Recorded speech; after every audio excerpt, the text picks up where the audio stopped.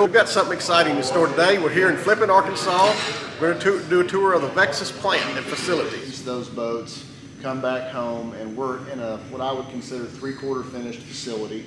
A lot of the sales reps, and myself included, had a desk here in front of the paint booth that you'll see here in a little bit, but really there was no contractors or anybody in here about Memorial Day of 18. So fast forward through that fall, we start producing AVX boats, start signing up a dealer network, and then in March of 19 we introduced our fiberglass boats, which was 4 models at the time, and added a 5th one with the DVX 19 short thereafter.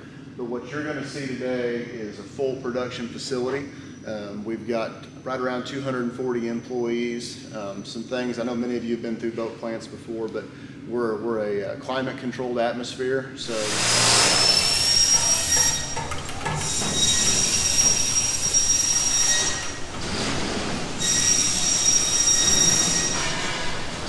I think that lemon is.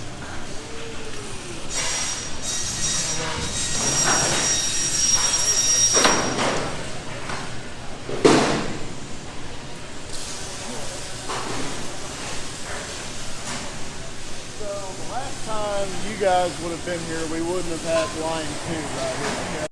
But what we ran into was we needed 2 lines dedicated to poly boats.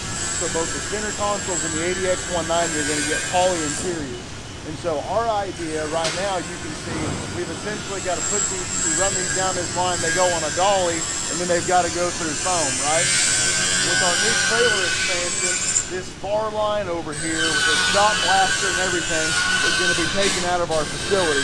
So line 2 will move over essentially to the far side of the wall, and there'll be a track system that will run those boats straight into the poly booth. The way we're operating right now, second shift has to poly all of the interiors because we run trailer production down the poly booth all day and it ties it up.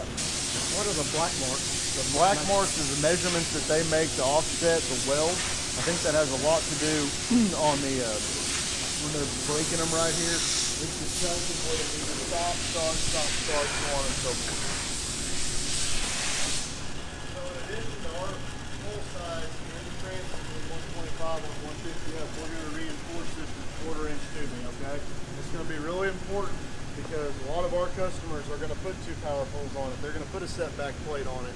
So we just need to be able to reinforce our transom and make sure it's as stiff and as solid as it can possibly be. Here in a second, I'll show you where we install the knee braces. We weld plates on the outside of those to be able to shoot foam in them, not only to make them rigid, to make it sound good as well. So this is the hydraulic press here, so they'll use that at every station here when they're installing the stringers on this boat as it moves forward. Now these 5 knee braces that we have back here in a second, we're going to weld plates on each side of those, okay? And we're going to shoot foam in there as well to give that the strength and rigidity that I was talking about. Now any place that you look inside this boat right now and you're seeing a little hole drilled right there, that's a place where we're going to shoot this with foam too, okay? So everything in this boat is foam, just like a fiberglass boat is. Fuel tank's going to sit there underneath the seat where it needs to be. You'll feel that when you're in the boat.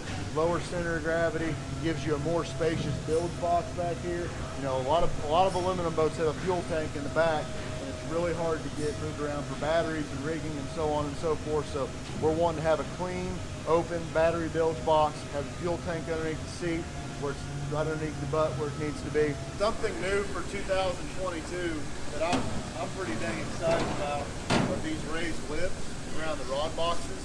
You know, it's something we constantly fight in aluminum boats, is whether it's condensation or whether it's rain. And I'm not going to say that these are now waterproof boxes, but they're a whole lot more waterproof than they were before. So we're continuing to put that housing around the inside of this right here, but it's got a raised lip that's going to obviously keep moisture out of there. So we're pretty excited about that. In addition to that right here, we've now got lockable storage there on the step, and it's got a raised lip around it as well. That was a pretty wet box before, and so now we've dried that up considerably.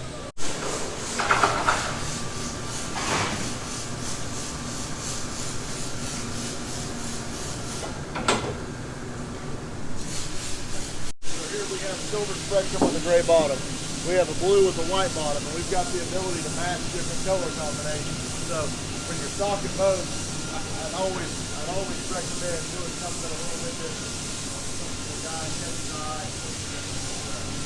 Different from what everybody else has. So we've got a lot of different colors that give you the ability to do that. But our goal when this thing comes out of the paint booth,